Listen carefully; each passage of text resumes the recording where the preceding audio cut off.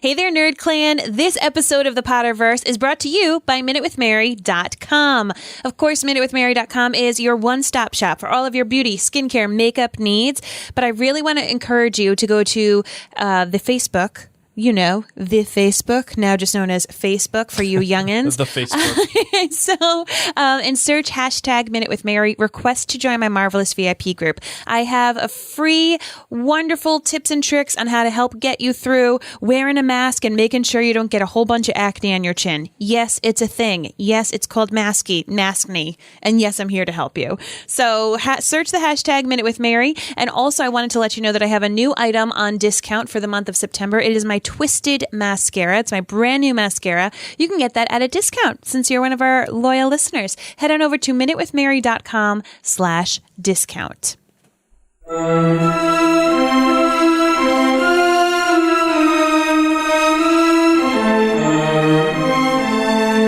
From Providence, Rhode Island, welcome to the Potterverse. It is a podcast dedicated to the book and film universe of Harry Potter. So grab your favorite wands and time turners and let's step into the night and pursue that flighty temptress adventure.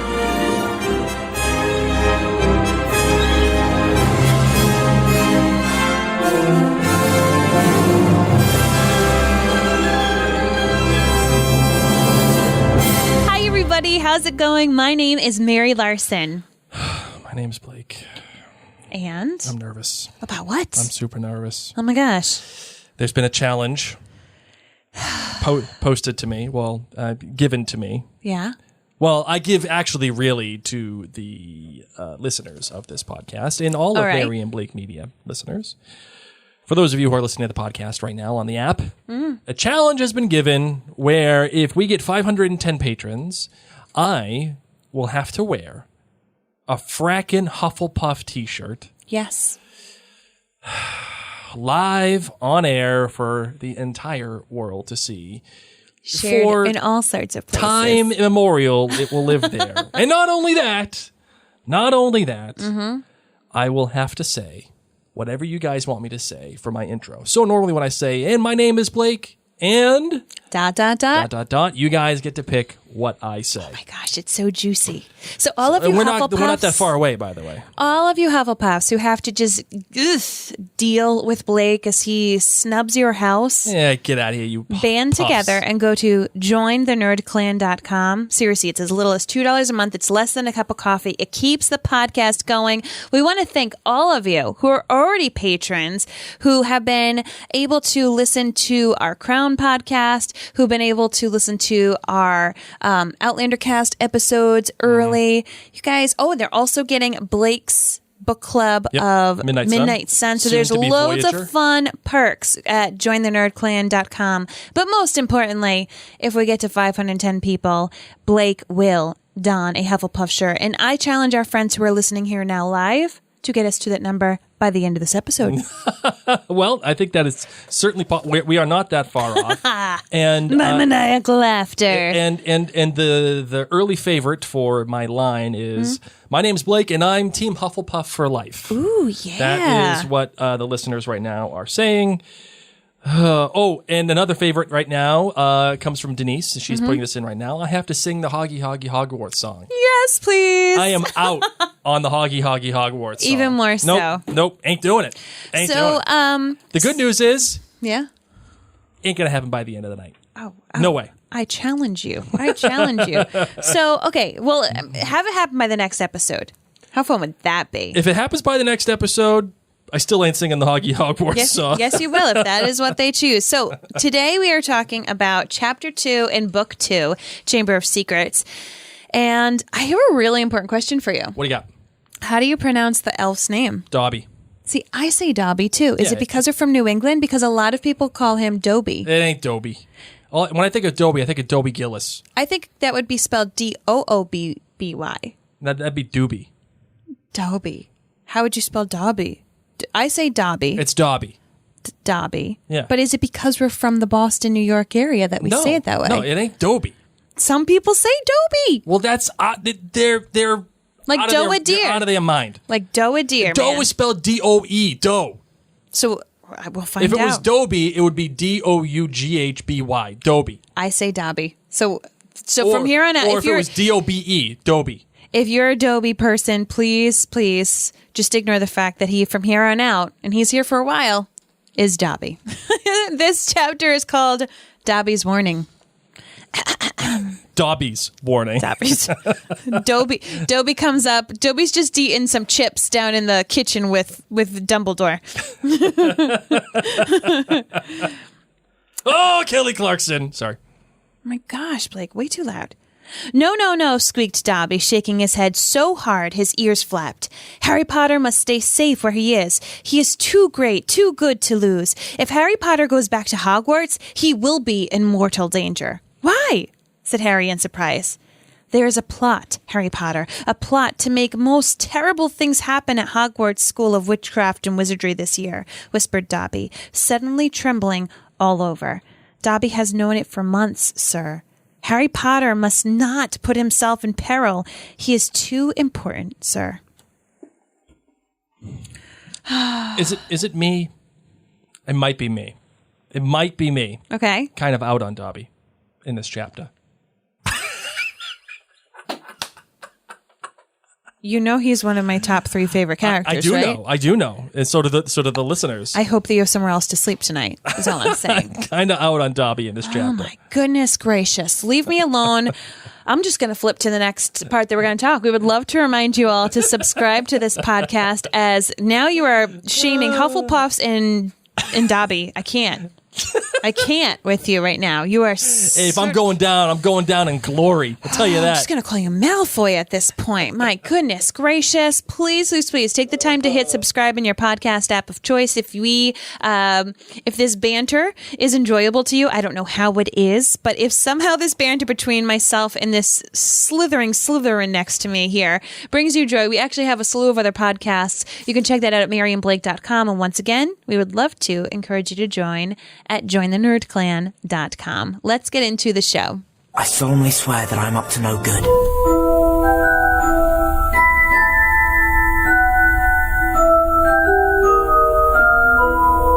I just have to say, for the sake of posterity here, okay? We're about to fight, yes. A bunch of people in the group that are watching us live right now, also out on Dobby.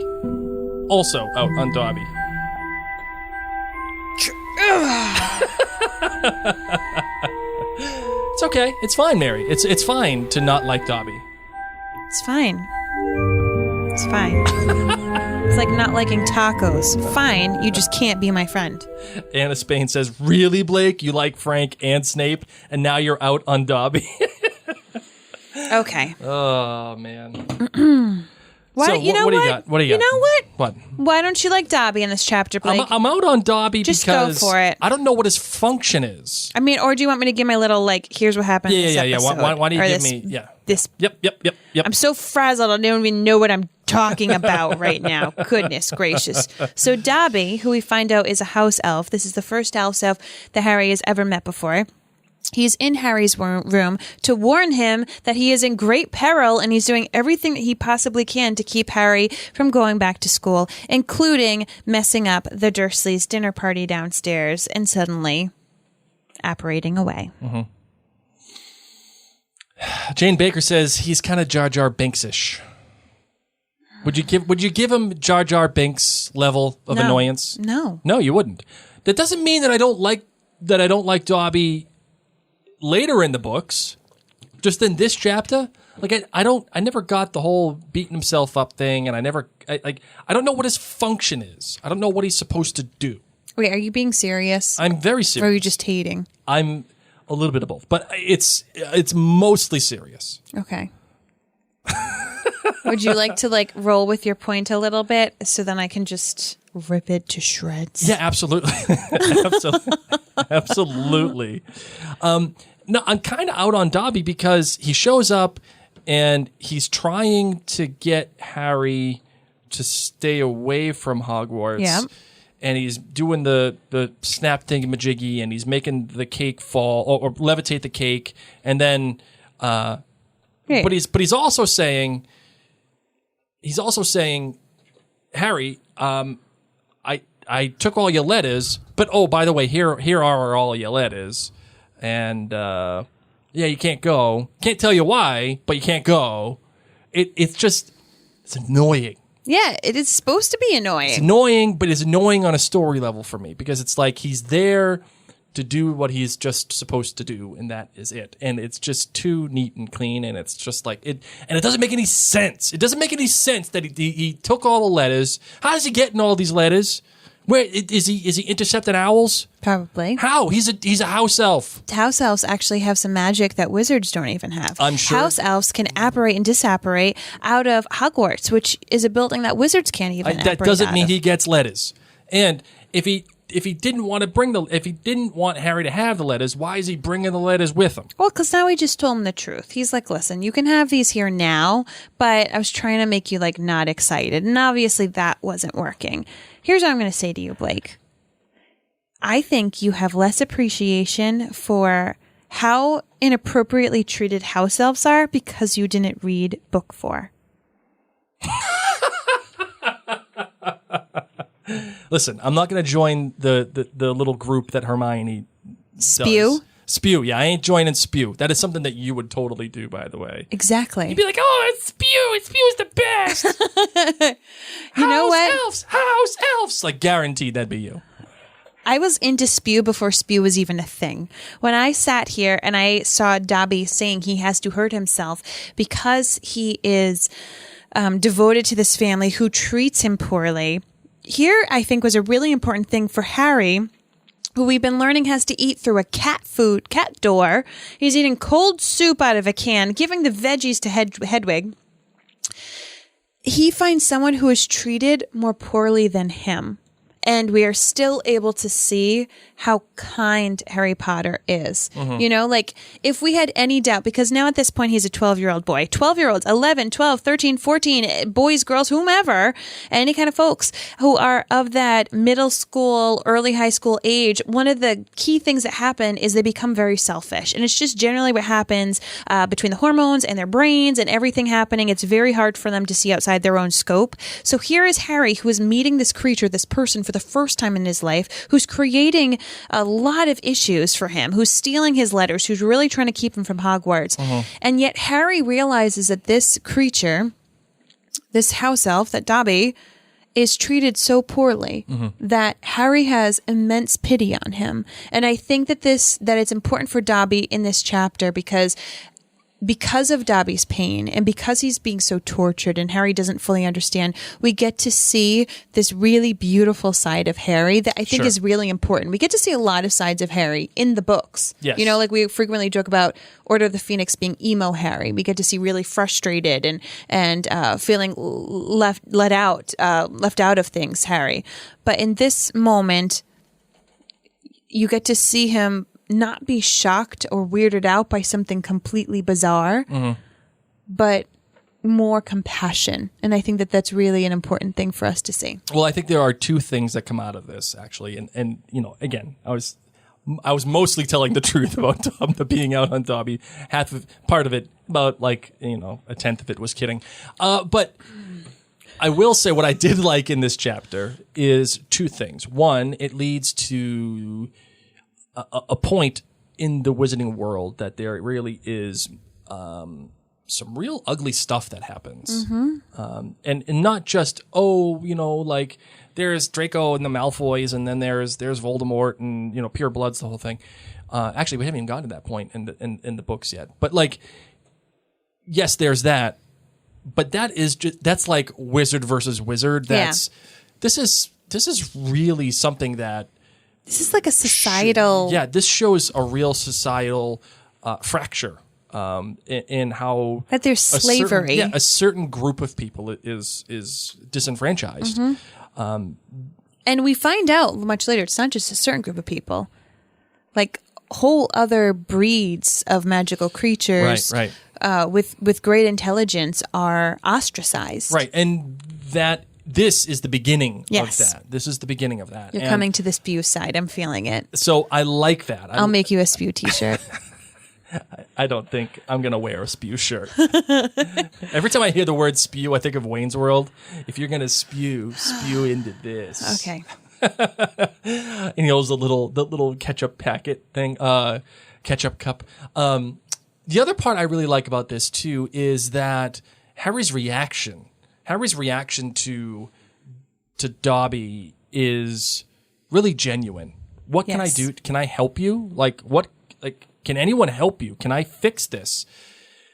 And that leads to a much larger tapestry that's being woven for Harry and his environment at Hogwarts. And eventually how we get into Dumbledore's army and how we get into the whole thing, banding kids together to fight Voldemort and fight against Snape and all of it. This is the very beginning of that. And it's very small and it's very subtle. If you blink and you'll miss it, Harry's saying, can I fix this? Yeah. But it's there, and this is the beginning of that. So we, of course, learn that Dobby is a house elf and that the only way he can be free and be helped is he has to be set free. And Harry's even saying, how can I help you? Can I do it? No, we can't. Dobby then goes in and explains to him, as I said in that quote earlier, that Harry's in grave peril. Bad things are going to happen. And one of my favorite things is that Harry says, is it Voldemort? You know who? And Harry says, he hasn't got a brother, has he? Harry's really trying to figure out, who have I've been part of this wizarding world now for a year. I don't know of anyone else that could be this bad, And as you said, this is our first glimpse into the fact that, societal structure in the wizarding world isn't all sunshine and daisies. Sure. And now we're learning, there's, punky kids at school, but there's actually other great dark things. And so Dobby says, Albus Dumbledore is the greatest headmaster Hogwarts ever had. Dobby knows it, sir. Dobby has heard Dumbledore's powers rival those of he who must not be named at the height of his strength. But, sir, there are powers Dumbledore doesn't. Powers no decent wizard. What he's talking about right now is a Horcrux. Why do you say that? Because the book is a Horcrux. He's saying that there's powers that Dumbledore doesn't do. Got it. That no decent wizard, whether it's the Horcrux or opening of the Chamber of Secrets with this Horcrux. Yep. Maybe Lucius Malfoy doesn't necessarily know the book is a Horcrux, but they know that this opens the chamber. And the only person who can open the chamber is the heir of Slytherin, right? So that is a power that Dumbledore doesn't have. Sure. That these decent wizards wouldn't have. They wouldn't be letting this basilisk in the chamber be open. So it's really interesting that Dobby, what we would think of as just a mere house elf, understands the severity of this situation. That he has been maybe mopping the floors or serving the meals while Lucius and others have talked about this book has major stuff going on. And this is why I'm thankful for Dobby. Because there are a few people in history who, have that little spy, knowledge where it's I need to let this be known. People are in grave peril and they risk their lives to do this. But because of the enslavement issue that house elves have, they have to hurt themselves if they go against their master's desires. So it's definitely a weird situation to be running into. And I mean, gosh, when you first watch that movie and you just see Dobby hitting his head against the bureau, you're this is really, really awkward to watch. And then Harry gets in trouble because Dobby's causing an absolute ruckus upstairs. And Vernon Dursley comes up, and I didn't realize Vernon Dursley was into racist jokes, but he says, "You've ruined the punchline of my favorite Japanese golfer joke. One more sound and you'll wish you'd never been born, boy." Of course he would have a Japanese golfer joke. Different time. No, it wasn't that different of a time. And still, Vernon Dursley, of course, would. He's a schmuck. But like you said, he finds out he has all of his letters. And Dobby then threatens, we're going to have to do this. We're going to have to get rid of this masterpiece of a pudding. And Harry begs him. He says, "Please, they'll kill me." And Dobby insists. He's like, "No, not unless you tell me you're not going to go back to school." And I'm wondering, would Harry have been able to lie and say, fine, I won't go? And would he have been able to break that promise with Dobby? Like if he was like, fine, just don't break the pudding. Harry lies often. Harry lies when it's for the greater good. Mm-hmm. The question is, do you define what your scenario is as the greater good? Or if it's just for a selfish reason, like himself, is that not good enough? Yeah, like why can he lie in other times? Why is he afraid to lie to Dobby and say, sure, I won't go? Again, because it's for the greater good. It's knowing the difference between what's best for the wizarding community as a whole or what's best for Hogwarts writ large, or just doing something for selfish reasons. Harry lying is selfish for his self, and lying for his self is selfish. And what we've learned from the first books, and what I think what will continue to be explored in this book, is that there's a stark difference between Gryffindor and Slytherin. Gryffindor is usually for the common good. Slytherin is for selfishness. The Sorcerer's Stone itself was for selfishness, to give you everlasting life or to make anything turn into gold. Those are all done for selfish purposes. So the theme of it all would suggest that Harry simply cannot lie or will not lie based on what his character relates to in selfishness. I mean, I'll be honest, as I like Gryffindor, true and true, meaning every single possible quiz that I have ever seen and taken online has totally put me in Gryffindor, I would have lied. In that very moment, already getting my food through a cat food door and it's just cold canned soup and bars on my window, I would have totally fibbed to this weird elf that I just met. I would have said, sure, man. Like I don't even know if I was going to be able to go to Hogwarts at this point. And now we get into this issue where Dobby does this magic. Hold on, before we do that, Jennifer here on Facebook says, maybe instinctually Harry thinks lying to Dobby would be as inappropriate as how others have treated Dobby. Oh. Harry certainly has experience with being treated poorly. Yeah. Okay, I could appreciate that. Well, Dobby doing magic in Harry's house not only causes the scene and ruins the dinner party, but it gets Harry in some pretty serious trouble with the Ministry of Magic. What I don't understand is why do they think that it's Harry doing the magic when it's Dobby? I don't think elves' magic is tracked, if at all. Then how would they know that magic was done? Because magic was done inside the residence. Like, I think that they're able to figure out that magic has happened, but as you will find out in book 4 as well, there are times that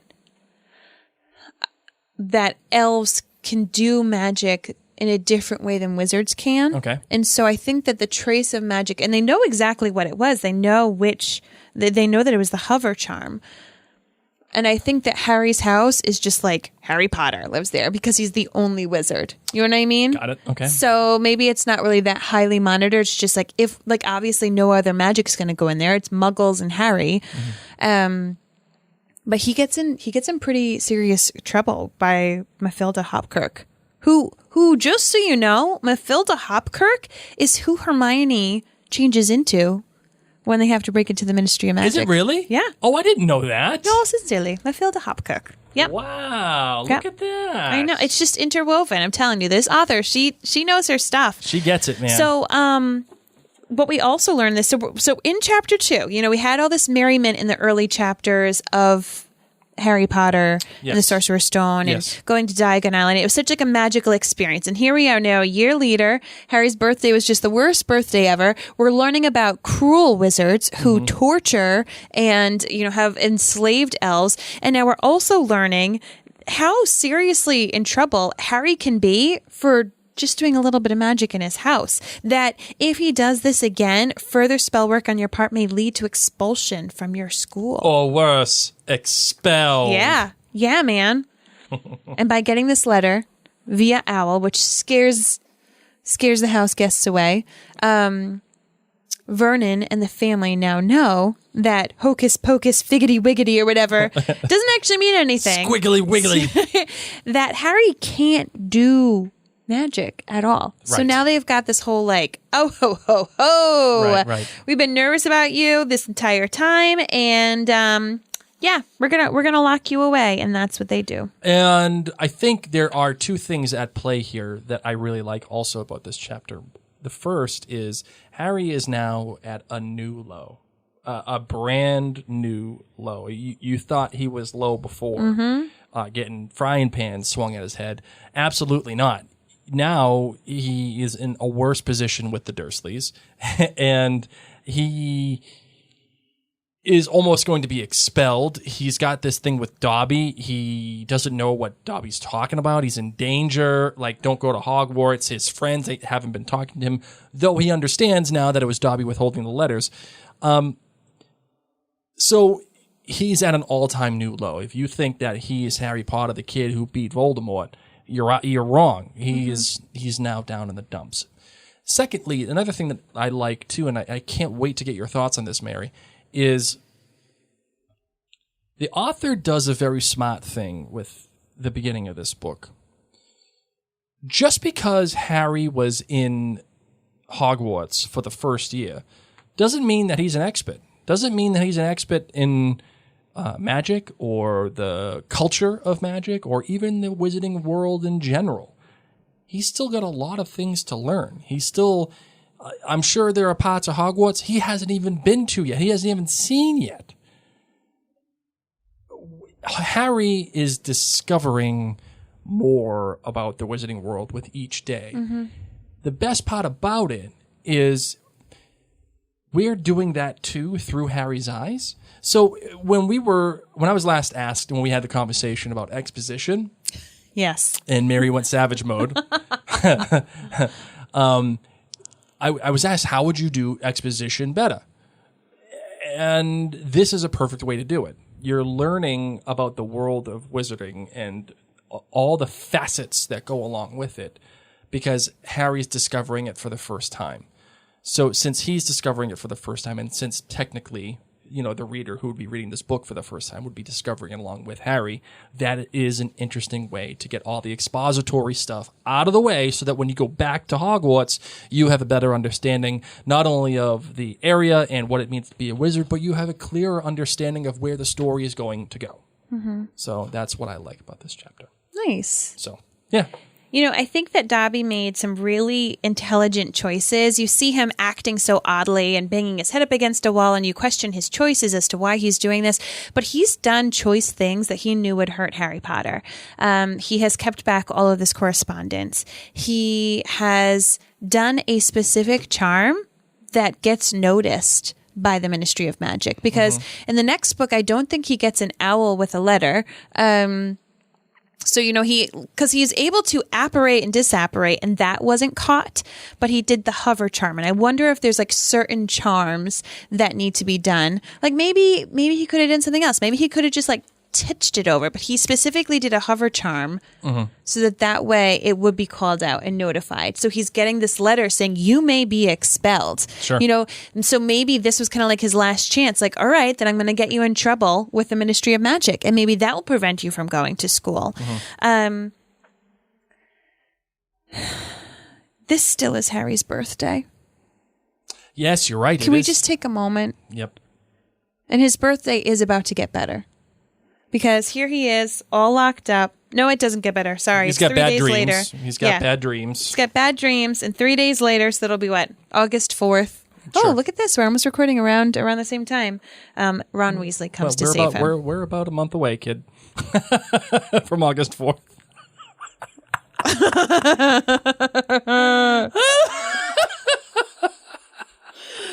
It's September, isn't it? Yes, it is. Is it still March? Hey, Mary. Shame. There you go. I am so glad I bought 3 planners for this year. I did. I bought 3. I should take a picture of them. Oh, wow. June 26th. We're recording like right near it, aren't we? Those were all so useful. How to tell when the hosts aren't living. I thought I was going to be so good this year. No.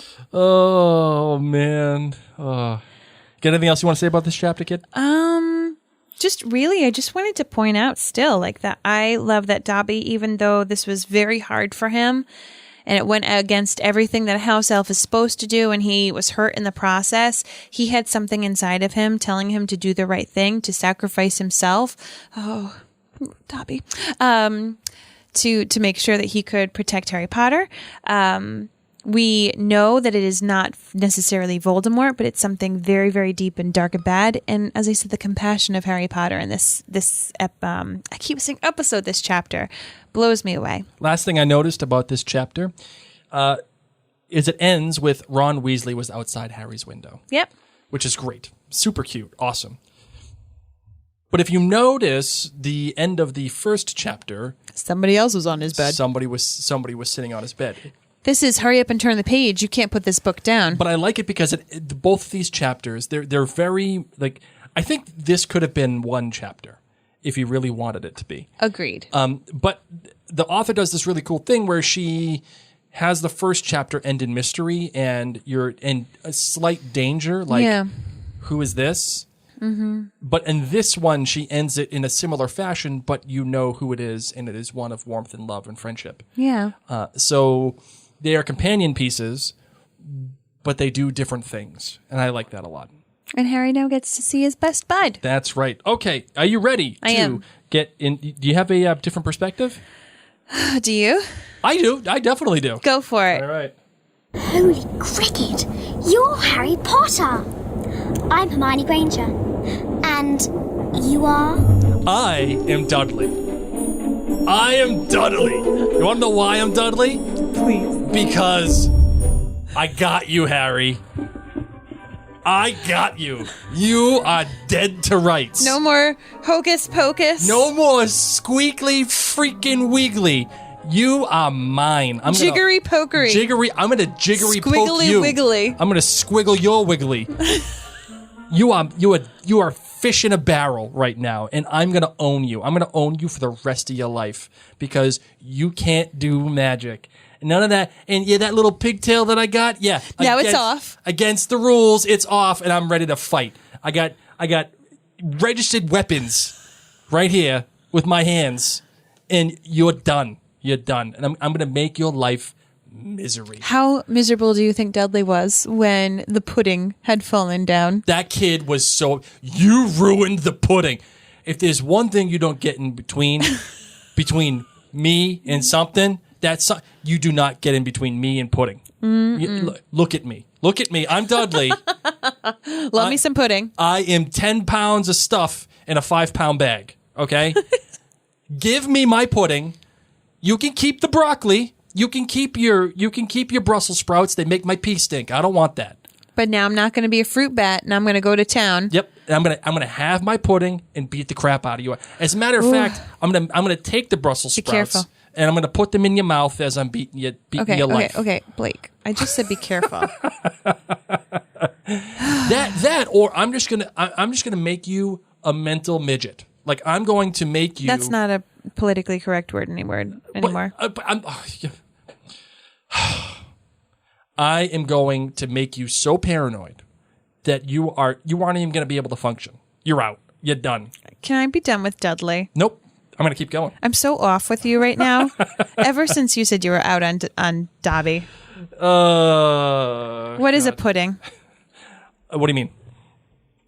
What is a pudding? It's not the kind of pudding I eat. My pudding comes out of a package. It comes out of a Jell-O box. Mix it with some milk. Preferably lactate milk, put in the fridge, gets a little hard. Rachel says poor people parfait. Yeah.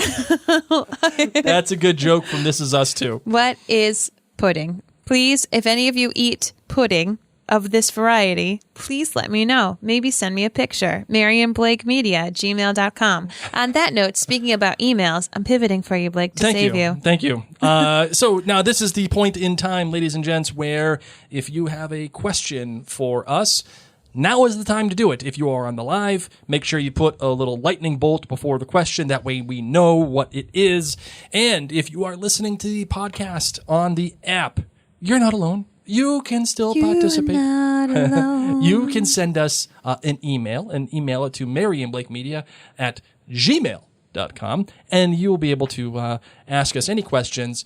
If you want to ask me about my registered weapons for my hands, then baby, I'll give you the serial number, okay? But if you want to ask us any questions about this chapter, previous chapters, or the next chapter, you're more than welcome to do so. Email us at maryandblakemedia@gmail.com. Now, Mary, it is time for the questions. Okay.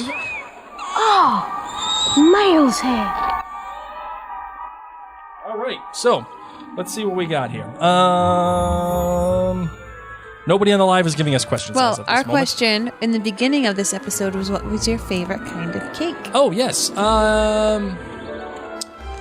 My favorite cake of all time? Favorite cake? Gotta be Greg's chocolate layer cake. So good. Greg's is a local restaurant in the Rhode Island area, and it has the best cake on this planet. And they give you Agreed. these enormous portions. It's like you like, okay, think of a normal sized piece of cake that you'd take in your plate and like triple it. Yeah, and no that's what doubt. they give Triple you. it. They give you like a maybe a fifth of each cake. It's incredible. It's awesome. And it's multi-layers, and they got the best chocolate frosting. I don't know how they make it. It's incredible. Oh, How our about you? friend Bridget, her husband makes them. He's a baker there. Oh, really? Yeah. Oh, well, Bridget, I'll pay your husband to come here and There you make go. me the cakes. All right, Aseneth and Mary, what's your favorite cake? My favorite cake is a peanut butter chocolate cake. At Greg's. Yeah. If you put peanut butter with chocolate in any form, Yep. that's Mary's favorite thing. Agreed. In any form, doesn't matter what it is. I've actually made chocolate, peanut butter, yogurt, oatmeal.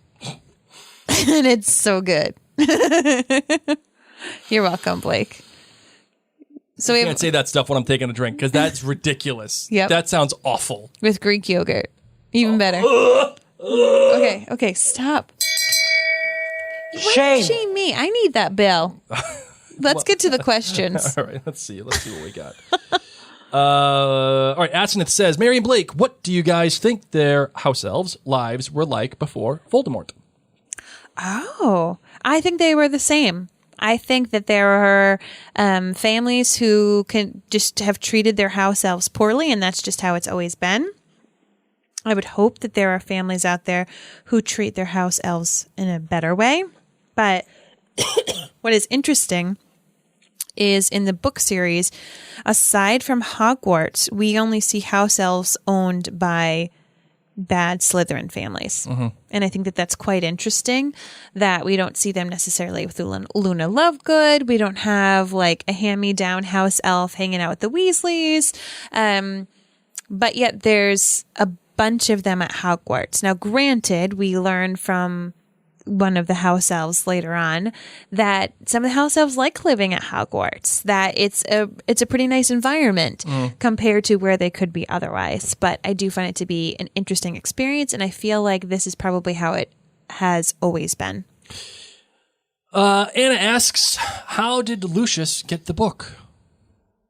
That is a really good question. I think Lucius... I'll get back to you in a hot second, Blake. Yeah, okay, so I have no idea how Lucius got the book. I don't even I think think he got it from I don't think it's explored in the films either. his sister. I think he just has it in the film and just gives it to Ginny. Oh, okay. It says online that Lucius was given the diary by Voldemort himself for safekeeping at first, then ultimately to smuggle it, obviously. Hold on. Let me do a little bit more digging. Keep reading. So for another question we have also is, when are we going live next? That's a really good question. It's actually something that Mary and I talked about. And the reason why there is a question about it is that Wednesday is the day that we would normally go live to do the Potterverse. However, it is our children's first day of school on Wednesday. So I don't know how that night is going to be. It's probably going to be bananas. Having said that, we will get back to you. It may be Thursday when we go live, or it may be even Friday, depending on how the week is going with our children going back to school for the first time in 100 and whatever days. So that is that. Mary, you got the answer yet? Okay, so on a website, once again, not just on a website, sure, just some website. It says, that Lord Voldemort gave it to Lucius without telling him that there was a fragment of his soul inside. And Malfoy had that diary. He gave it to him before, of course, he fell and had the issue with Harry Potter. His hope was that he would be able to use it to open the Chamber of Secrets. So Malfoy just knew he needed to get it back into Hogwarts. So Voldemort told him, I'm trying to get this into Hogwarts. Can you hold on to it for me for a hot second? Yeah. Then Malfoy thought it was time. All right. Danielle asks, of all the Hogwarts food, what would you like to try most? Oh, I mean, I want to try Hogwarts pumpkin pasties. Yep. I would like to try a sweet pudding, I think, too, because I don't really know about puddings. Yeah. I mean, puddings are mentioned in, I think, at least 5 of the books. Yeah, just give me a nice chocolate pudding. I'm happy with that. And just give me some of that Jell-O stuff. Yeah, give me the Jell-O stuff. All right. And I like the how it gets a little, like, if it's not all mixed completely, it gets a little, like, the chocolate, like, You're gross. coagulates a little bit. Oh, it's great. It's the best. Let's see. Brittany asks, do people breed house elves? That's really messed up if you think about it. I don't know. Like, how do they populate themselves? No idea. Like, I'll get back to you on that one when we get closer to spew conversation. Anna asks, do you love or hate the elves like Dobby? Do you hate Dobby after finding out what he is doing with Harry from the beginning? Like, Harry is kind of hating him until book 7. I've always loved Dobby. Yep. No, you have not, Blake. No, I'm saying you have. I agree. Oh. You love him. Because I think, like, if I knew that someone, if I knew a child, because Dobby's old. Mm-hmm. At least it seems old. Granted, he's a little whimsical and a little, just precious in the mind. But, like, if I knew that there was deathly harm coming to Hogwarts, oh, man, I would probably want to save that kid. Let's see. Do you think, this one comes from Hannah, do you think they should have included more about Spew or the house elves in the movies? It seems like a really helpful layer, even if just a couple of more lines. I don't, because I don't think we were able to get a lot of the emotionality out of all of the house elves that would have been needed. I think that 4 was such a long book. Was it 4? Yeah, it was 4 that Spew came about. I think that 4 was such a long book. We had to get, the main point of 4 was Voldemort at the end. So I think if we had Spew and all these other things, it would have just taken up way too much time. Mm-hmm. That looks about to be it for the questions for the live today. Awesome. Thank you, guys. And as we say all the time, please feel free to email us. We would love to have your questions come on in, Mary and Blake, media@gmail.com. And on that note, I think we're going to be closing out the show. Yeah, let's do it.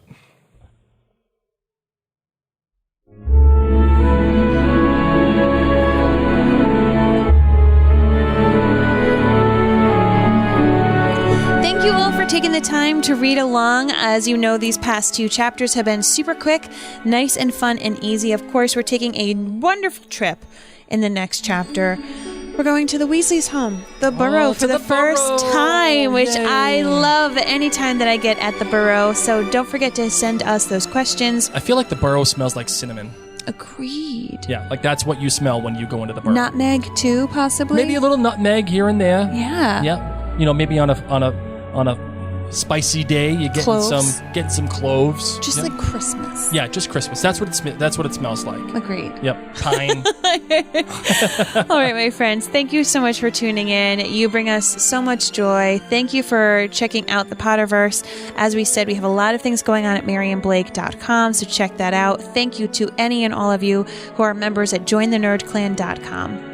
Yes, thank you, everybody. Make sure you go to the jointhenerdclan.com. If you want to see me in a Hufflepuff t-shirt and you get to pick what I have to say, that is what you have to do. We have to get to 510 members over there. Right now, I think we're at 485. We just got 2 while we were in the podcast. Keep it going. Keep it going. My name's Mary Larson. My name's Blake. Mischief managed.